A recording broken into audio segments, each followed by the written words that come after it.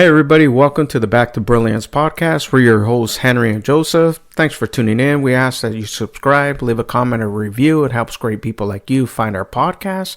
And with that, we're going to go ahead and jump into today's topic. We're talking about how to be grateful and hungry at the same time. In this episode, we break down the physics of wealth creation using the law of gratitude and the law of compensation.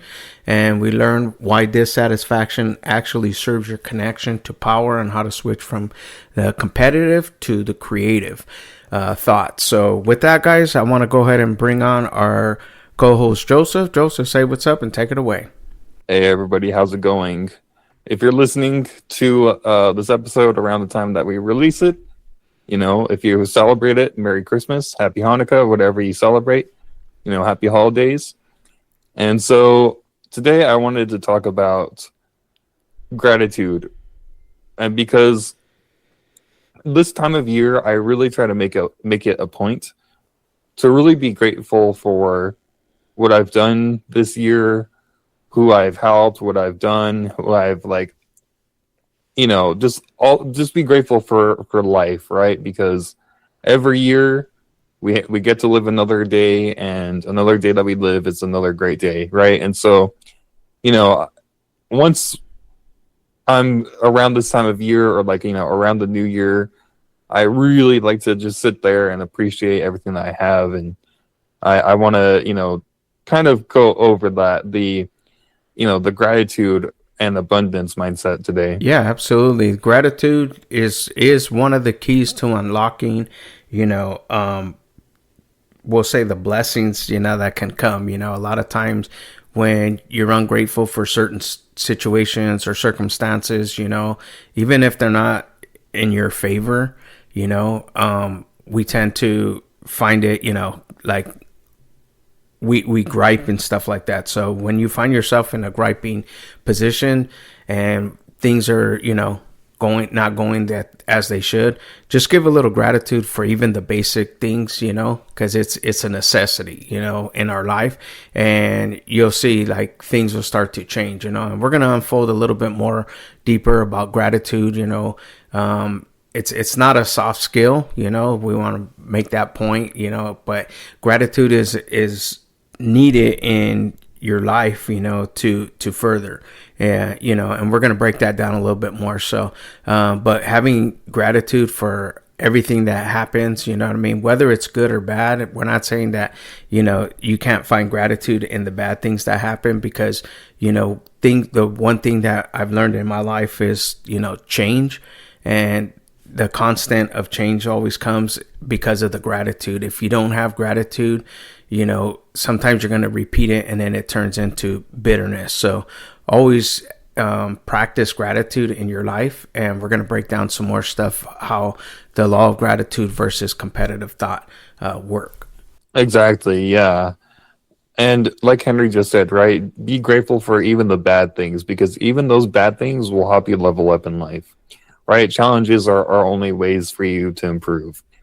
And so, like Henry just said, right, the law of gratitude versus competitive thought. And this kind of comes from Wallace D. Wattles. I was listening to a lecture that he gave, or maybe it's an audiobook, I'm not too sure, about, action and reaction, right? So that the action and reaction is pretty much every time that you make an action, obviously, for every action, there's a equal and opposite reaction, right? But having a grateful mind will have a reaction on your movement and your power. And what I mean by that is, the more gratitude that you are, or more grateful that you are, the more things will gravitate towards you. Because if you don't appreciate what you have around you, you're always going to be like, I need more, I need more. And it's more of a scarcity mindset, right? You're kind of reaching at things that you don't have. Versus if you're gratitude and grateful, things will come to you, because it's like, okay, well, I'm good. I'm already settled, right? Or not settled, not complacent, but just more so like, I am happy with what I have, and I'm accepting of more, right? Versus I need it, I want it, give it to me, right? So, the more that you are grateful, the less competitive thought you'll have, right? So the connection to power would be like if you're dissatisfied, then that severs your connection to the source of power, or or causes you to lose your ground, or like it makes you always search for more, right? If you're never satisfied, you're always going to be searching for more.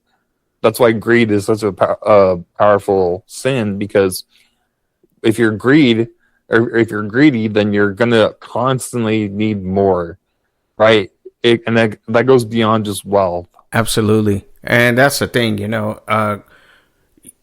like if you find yourself in a place and didn't know how you got there, right? This happens a lot to us. I say like life is like, at the beach. When you go to the beach, you start out here, but the waves and the currents carry you. And when you come out of that beach, you're like, hey, I started over here and now I'm way over here. And that's kind of how life is, right? Things come our way and circumstances and situations hit us. So when you practice that gratitude, though, it helps you to stay grounded. It helps you to appreciate and to see like it's not all about a competition. So the power connection that we're talking about, to stay grounded, what I find is gratitude brings you back down to that grounding place. Even I write in my journal, and it was funny because I wrote this morning and I realized I haven't wrote in it for 2 weeks because I put the date on it. So today I put in there, all my shortcomings, we'll just say. But at the end, I always put that I'm grateful for everything that I do have, rather than focusing on what you don't have. Because when you focus like that, that's kind of like the scarcity mindset that we've been talking about, like the red ocean mentality, where it keeps us like in that scarcity. There's not enough. I got to, do this. I got to do that. Where we're entering into this new year and we're encouraging you to, to practice and exercise gratitude so you can experience the blue ocean effects and understand that there's access to infinite supply of whatever it is that you're looking for in your life. Exactly. And I really want to emphasize that, infinite supply. I forgot where I heard this, but I was listening to an audiobook, and basically it was saying that Mother Nature always overproduces, right? You plant one seed, it comes out with more seeds than you planted, right? Or more crops than what you planted, right? Or there's more water in the ocean than there are lakes, right? So there's always an abundance of everything around us, right? Money is the same way. Now, if you have a scarcity mindset, you might hear that and be like, yeah, well, that's not really true for me. But that's not necessarily true, because money is all around you, right? So, if you really abide by the law of abundance, right? We live in an abundant universe, right? There's money around us. I was talking to someone at one point, and they were saying that they like to go to the casino because they live in Las Vegas, and they don't gamble. They'll go to like a casino bar, and they want to be around that energy of people winning. I mean, obviously there's people losing there, but like, you're kind of around people who have money, and like that will kind of rub off on you, right? So if you don't want to, go to a casino, if you go to places where that maybe executives like to go, right? Maybe there's a fancy restaurant, or a more upscale bar or something. Well, you'll be around that energy of, okay, well, no one here is like scrapping over pennies, right? But everyone here is has abundance, and so that will kind of rub up on you. Absolutely. And just staying on that point of the infinite supply, think of it like this. Like if you go to the ocean, there's tons and tons of water. So this is an analogy I heard before. It's like you can go there and, this is how much wealth there is and abundance available to you, to all of us. So picture going to the ocean and just grabbing a bucket full of water. You didn't take anything out of that ocean, just a bucket, So that's how much is available to you. as much as the ocean, So in the universe, that's how much is available to you in abundance, So if you don't have enough, then it just means you have to get a bigger bucket or get more buckets. And what does that mean? It means that you need to expand your mind. You need to expand, your growth. So like Joseph saying, getting around, that analogy about being around, that type of environment, it's by proximity, right? So it inspires you and it motivates you and it feeds your vibration and gets you up to that level, and I can testify to that as well, because I grew up in poverty and it took me a long time to realize that reading it was the way out, and as I got older, I started to realize like, oh man, all the bad habits that I had, like I was never taught, budgeting. I was never taught to do these things. It was, quite the opposite. And as these things developed in my life from reading, studying, growing entrepreneurship, I was able to get around, wealthy people. So a lot of my clients are wealthy. I work in a wealthy community, and to see it, it's like, oh man, it's possible. And then I realized working with these people, like, wow, they're not as intelligent as I thought. They're smart at what they do, but they figured it out and they understand this. And this is what we're sharing with you, is that these are the key principles, gratitude, understanding, taking your mind from the red ocean to the blue ocean, tapping into that infinite supply, the understanding the law, the laws that are there, the law of abundance, the universal law of reaping and sowing. If you plant laziness, you're going to grow, nothing, weeds, so you have to be disciplined. You have to be, on your grind, and you're going to produce, the fruit that you're looking for. So the law of abundance is available to everyone, but not everybody taps into it.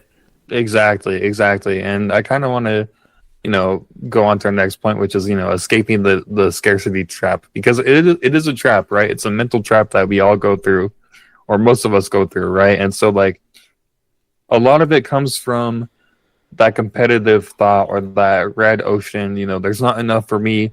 I need to perform, or that underlining desire or fear that there's not enough around you, right? And so, whenever you're in that frame of mind, you need to create a demand, or you need to create, quote unquote, a blue ocean, right? Find the gaps that are there for you. That way you're no longer like, oh, well, I'm competing with everyone. No, you're competing with yourself, right? And so you want to shift your focus to reconstruct, whatever market you're in that allows you to unlock new uncontested markets. And we've had, a very recent episode about this. So if you want to know more about that, look for that episode. But, really leverage your uniqueness, because even though you may be offering the same service or a similar service to someone, that doesn't mean that it's going to be the same exact thing, because your likeness, or, Henry being who Henry is, will make him stand out, right, amongst other people. And same goes for them, right? There's going to be a Bob, but that's not Henry. And each person, or everyone who works with either or, they'll get that flavor of uniqueness. Absolutely. And that's what our next point is, talking about, leveraging your uniqueness. Example of that is, the soda brands, right? You have cola, you have Pepsi Cola, that's been around, and Coca-Cola. But there's a uniqueness to it. Some people are Pepsi drinkers, some people are Coke drinkers, but there's a difference, right? But to some people, they say, cola is cola, but there's a uniqueness. So in your business, in your thing, you can offer the same service, but the thing that these people purchase is, they don't just purchase service and products. They purchase your personality. They purchase, who you are, your uniqueness, and how you make them feel. People, that's how people buy, is how you make them feel about your product and your service and how you're going to do it, and honestly, when you have gratitude in your life and you're practicing this, it makes a difference in who you are. You know what I mean? Because it's not just about the sale. You're not just coming off as a sleazy person to them. To them, it's like, no, he genuinely cares. Where you're the person that kind of like under promises and over delivers, and that's the great thing, you want to do. And that's going to help you to escape that scarcity mindset, because you're not fearful that like, somebody else is going to take the work or somebody else is going to get the job because, they're going to do it cheaper. Yeah, but cheaper doesn't always equal better. So one of the ways to escape that scarcity mindset is to give more, and you'll get more. Exactly. That's a great point, right? And, if you're coming from the scarcity mindset, like Henry just said, you won't actually truly be able to be like, hey, I just want to do this from the kindness of my heart, or I'm of service to you, right? And if you're in the scarcity mindset, you're like, well, I'm just signing you up as a client because I need this money, right? It's very transactional versus more gratitude, right? And, I kind of want to go into another illusion that we go through, or another trap that we have is, the illusion of time, right? So if you've ever read or heard of Eckhart Tolle, he talks a lot about being in the present moment. And I really want to impart this wisdom because it's so powerful, and it's something that I try to practice as much as possible, but I'm not perfect at it. But, he talks about how the root of negativity most of the time is caused by too much future, right? You're thinking about the future too much. Oh, my bill's coming up. Oh, I need to do this for this, right? Well, guilt and regret are caused by too much past, or if you're thinking about the past too much. So, oh, I could have done this better. Oh, I should have done that, right? So then you start to become negative in your mind. But the true prosperity is acknowledging that the fullness of life, or the beauty of life, is the present moment. And there's a famous like Kung Fu Panda line, right? The present is called the present is called the present because it's a gift, right? And so once you realize to be gratitude and grateful for every moment that you're living, or to be grateful for the present, then you can really push away from the I need to do this in the future, or I did that poorly in the past, because those are all illusions, right? Time is only present, or the only thing that exists is the present, right? Me speaking these words right now, and you listening to these words right now, that's what truly matters, and not so much, oh, I have a 5:00 appointment tomorrow, right? Who's to say that 5:00 appointment gets shifted to, 8 p.m. on a Sunday, or something crazy? But that is all to say to how, or like trying to jog you to end your suffering, because for you to suffer, that means that time has to exist. And what I mean by that is, whenever we look too forward to the future or too much in the past, all of that is based around time, right?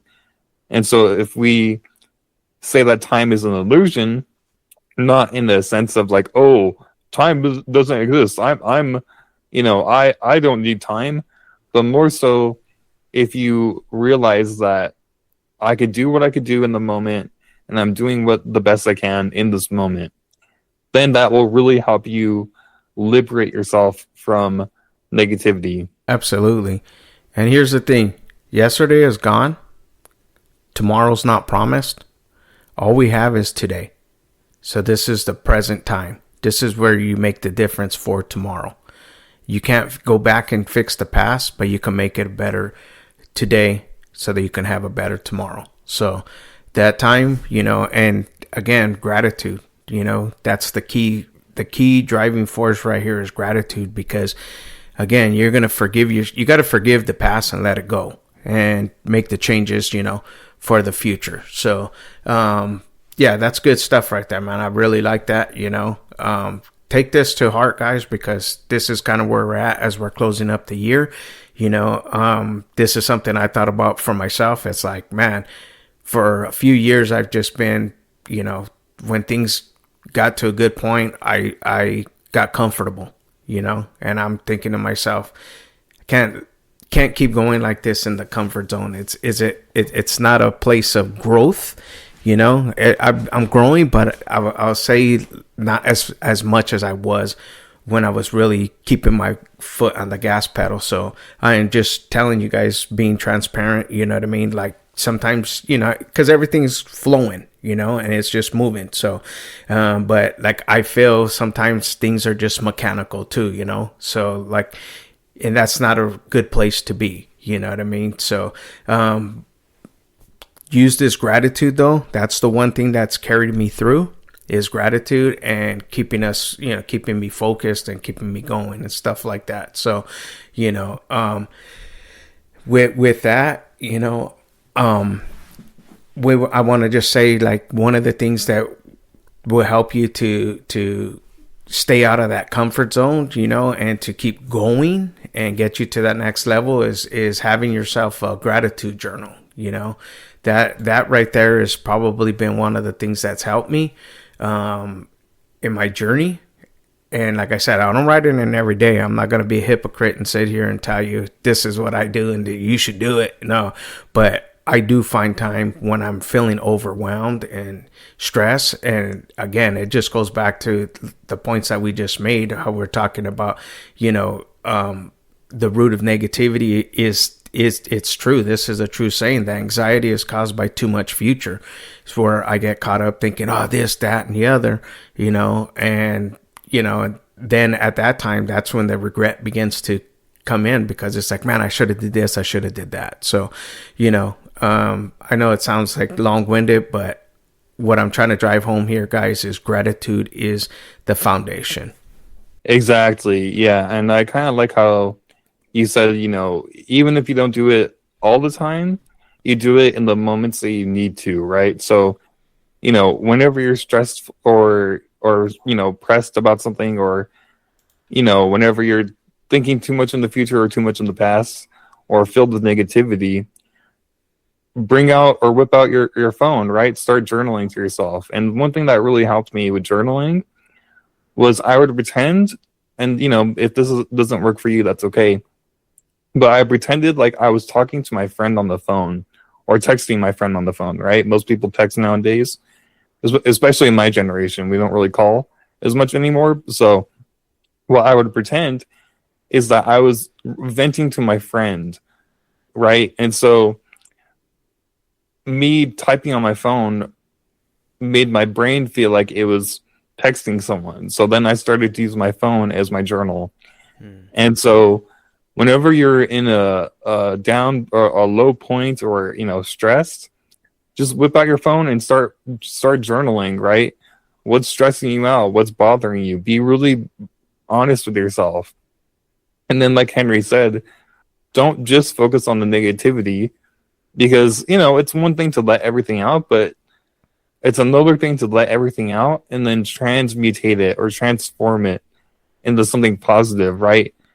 How Henry said, he'll write down all of his shortcomings, but then he'll end it with, what is he grateful for? What is he thankful for? Because that will help you shift your mind in that current moment from negativity to more positive, because you're not focusing just solely on the negative.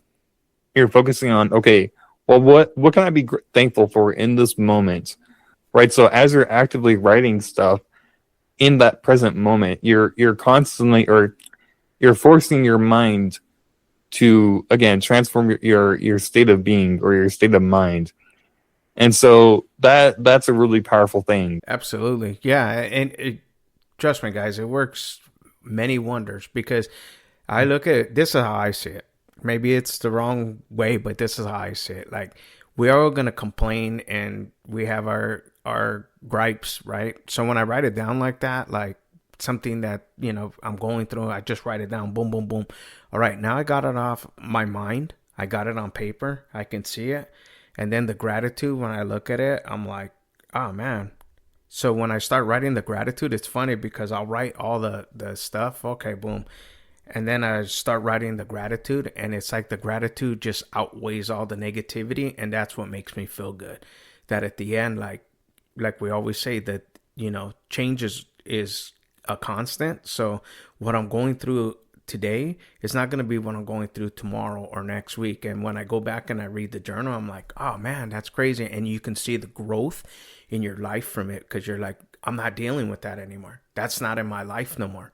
You know what I mean? So it's just taking that time, and we call it the 7-minute protocol. What does it take for you to just, write something down, and, it gets it off your mind, So, yeah, guys, with that, it's just, we're talking about, being grateful, using the law of gratitude, in your favor, and, the law of abundance, understanding that there's no shortage of whatever it is you're looking for in your life, whatever it is, you could fill in that blank there, escape the scarcity mindset. Again, this just comes by, creating a demand, and leveraging your uniqueness, to help others.